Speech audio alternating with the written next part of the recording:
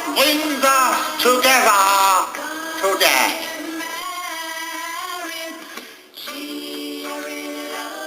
Marriage, that blessed arrangement, that dream within a dream.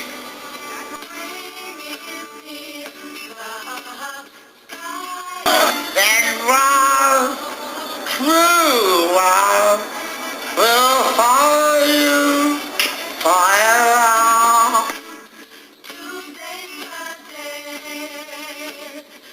So treasure your one. Skip the end. Have you the wit? Here comes my whistling now.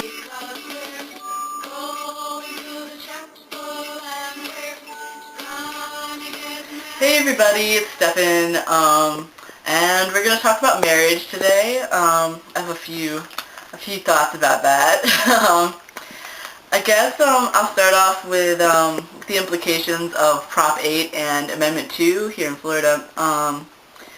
Like, one of the benefits of going at the end of the week is that most people have already said a lot of the stuff that I want to say, and then I can just nuance it a little bit. So, like a lot of people have said on the channel, I really wasn't expecting Proposition 8 or Amendment 2 to pass at all because I live in my little queer bubble and all of my friends are queer and I'm surrounded by queer activism, so I'm just, I don't know, I guess overly optimistic or completely idealistic or something like that. So I really didn't do a whole lot to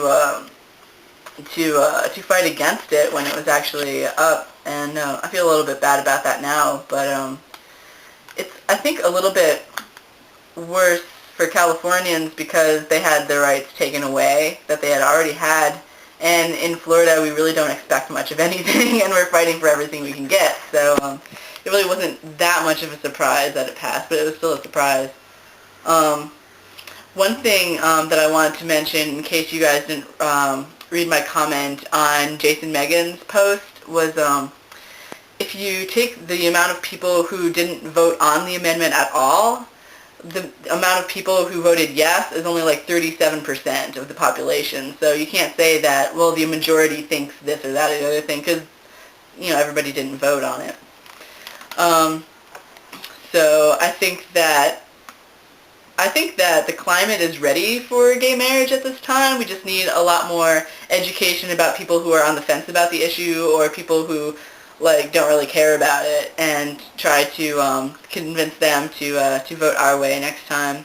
And I don't know, the whole idea about voting on rights to begin with seems kind of stupid because the Constitution was put into place to protect the minority, not the majority. So I think that rights should be given, not had to be earned or have to be voted on by the majority of people. So that whole voting on rights thing is kind of stupid. But that said, marriage is not necessarily my number one queer concern. Like Kat was saying, there's a lot of other issues that can take precedence, and like in my little queer world, healthcare benefits and non-discrimination policies in employment or at school and stuff like that is a lot bigger deal to me right now than marriage is, because, well, number one, I guess I'm not really in the place to get married at this exact moment, so I guess that's kind of like a you know, far in the distance kind of thing, whereas, like, you know, I don't want to lose my job and I need to get surgeries is kind of like a more pressing matter. Marriage itself is kind of a mixed bag for trans and genderqueer people because some people are at an advantage and some people are at a disadvantage. When you change your gender marker, sometimes that changes your legal status to be able to marry someone of a different or same gender, but sometimes it doesn't, and it really depends on where you live. So, like right now, I could change my gender marker legally to male and be able to marry Rachel, who is legally female, and we would be like straight married, and that would be really weird, but we would totally be taking advantage of the system that's in place, even though the system's stupid. But on the other hand, I would personally rather just to get gay married right now because the idea of being in a position of heterosexual privilege and taking advantage of that seems very, very weird to me too. Because I've lived so long in a queer context, not believing that marriage is even an option, and I've pretty lesbian separatist kind of when it comes to marriage in general, because marriage is a patriarchal system of oppression and is based on men taking ownership over women, and it's not a historically good thing. It's not something that has always gone hand in hand with loving somebody else. Oftentimes when you read stories of, I don't know, Victorian Europe and all that stuff, people marry for all sorts of reasons, and then they have lovers on the side because marriage does not equal love. Marriage is politics, and marriage is money, and marriage is power, but marriage isn't always love.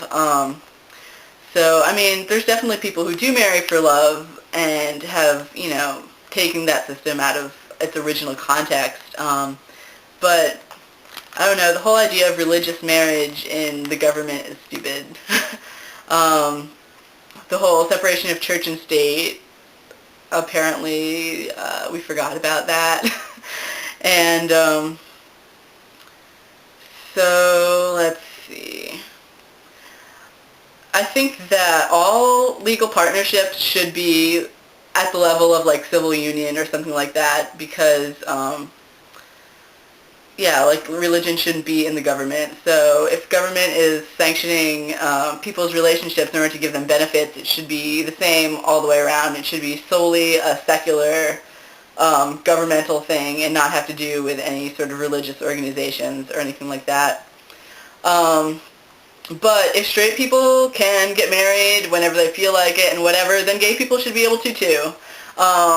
It's, yeah, just very equality. Either it should be abolished or dismantled or completely changed, or gay people should have the same rights as straight people, either way. So it doesn't seem like marriage is going anywhere anytime soon, so I guess we should be fighting for gay marriage then. And let's see.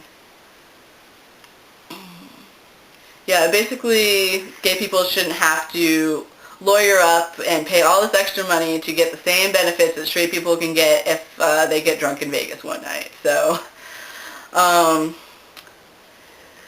right now, yeah, I'm kind of torn between wanting to take advantage of the system and then staying true to my previous separatist queer ways. And so I would definitely like to get all the benefits associated with marriage eventually when I want to start a family and stuff like that. But marriage has never been a thing that's integrally tied to my relationship. It's not the end point of my relationship like it is for a lot of people. I don't see like the end goal of my relationship as getting married. Getting married is like the benefit stuff and like the legal stuff and the paperwork stuff, but I don't need any of that to validate my relationship. I already have my forever person, and nobody that's going to pass a law or say a thing or whatever is going to change that. So, yeah, go gay marriage.